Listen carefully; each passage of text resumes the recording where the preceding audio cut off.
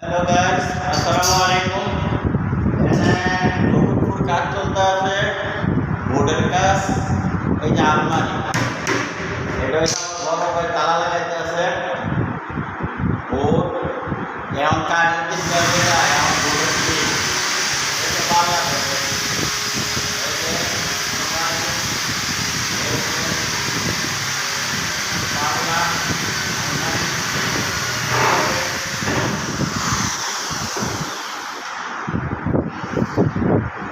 এটা হচ্ছে dressing table.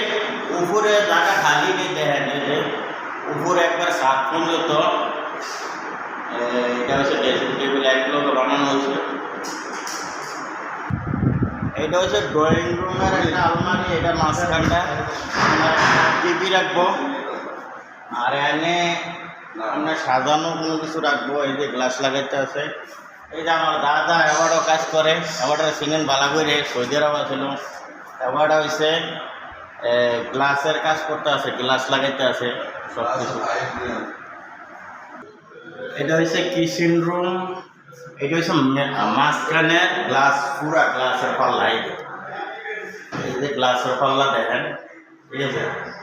এই গ্লাসের পাল্লা কাঠের দিন গেছে গা, এখন এটি 100 বছরও কিছু হবে না। হ্যাঁ, এটি গ্লাসের পাল্লা সবগুলা, ঠিক আছে?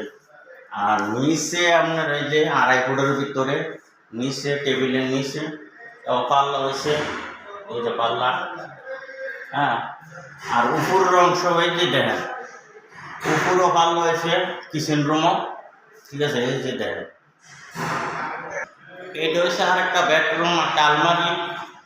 এই যে ড্রেসিং টেবিলটা, ড্রেসিং টেবিল, এই যে পাল্লা আছে, ড্রয়ার আছে, এই যে ড্রয়ার আছে। হ্যাঁ, নিচে একটা পাল্লা আছে, এই যে আলমারি।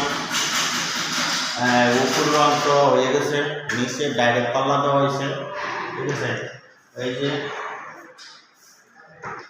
পাল্লা, এখানে 5টা পাল্লা। উপরের অংশ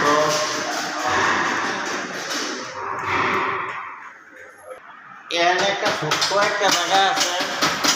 এখানে দেখেন কত সুন্দর একটা আলমারি হয়েছে।